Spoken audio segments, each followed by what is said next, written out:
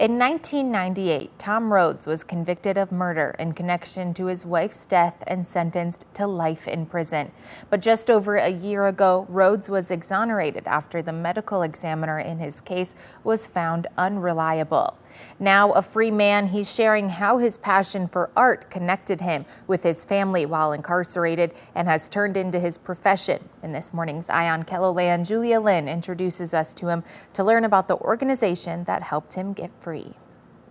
Tom Rhodes and his wife Jane were vacationing on Green Lake in Spicer, Minnesota in 1996 when tragedy struck. My attempts to save my wife and get help in time to save her were just unsuccessful, and I'd have done anything to be able to not see the pain in my two sons' eyes when I had to tell them that she had fallen overboard. 2 years after the accident, Rhodes was found guilty by a jury for her death and was sentenced to life behind bars. I didn't think you could be convicted if you were actually innocent, and we know now that there's a couple big expert witnesses that gave false testimony in my case. Rhodes spent a total of 8,932 days in prison. He says it was his parents who kept his spirit alive. They instilled kind of an indomitable spirit in me that I really had to draw on during all those times and failed appeals, and seeing my kids and my family have to come and see me behind bars in prison. During his time behind bars, an inmate shared his art skills, a turning point for Rhodes. And I knew then I wanted to be an artist. He kind of helped me, guided me a little bit with pen and ink and pencil, and I got my start. Rhodes participated in the prison's art program where he developed his artistry.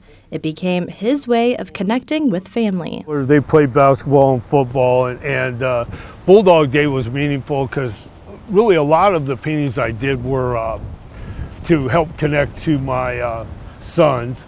After spending over a decade in prison, Rhodes connected with the Great North Innocence Project, an organization that works to free those who were wrongfully convicted. In Tom's cases, I think it was 10 other forensic pathologists went back through independently and reviewed his case and found, no, we would not have found this to be a homicide.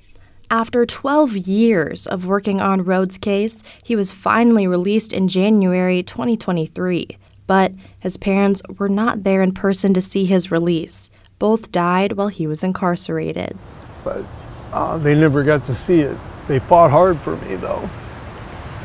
Since starting in 2001, the Great North Innocence Project chapter has helped free 11 people who were wrongfully convicted. Rich Larson with the Last Chance Auction heard about Tom's story and knew he wanted to help. But to go through this process and all of a sudden lose 25 years of your life, I mean, my heart bled for this guy.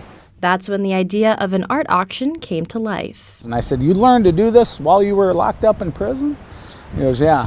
And then I looked at this art and it was breathtaking. I went, "Oh my gosh, how can I help?" 5% of the proceeds from the auction will go toward the organization that helped free him. A way to say thank you to those who gave him his life back. And the thing that I always think about is, man, our community missed out on him. We were at a loss when he was wrongfully convicted. Tom is an excellent example of look what we lost out on for 25 years while this person was behind bars. That didn't need to happen. I think that he really helped me out, helped me understand, again, how lucky we are to have our freedom. Rhodes says he's excited to start this new chapter of life and continue his love for art. Most excited to have my own place. I've been kind of staying with friends and hotels and did a show in the cities, and I just want someplace to hang my hat. And reconnect with family members that were taken away for far too long. I just want to live every moment appreciating friends and family and growing and enjoying the Sioux Falls area. Rhodes says he's excited to reconnect with his family that lives in the Sioux Falls area. His art auction will be on June 27th at Last Chance Auction in Sioux Falls. You can find more information about his online art gallery and the Great North Innocence Project attached to this story on KELOLAND.com.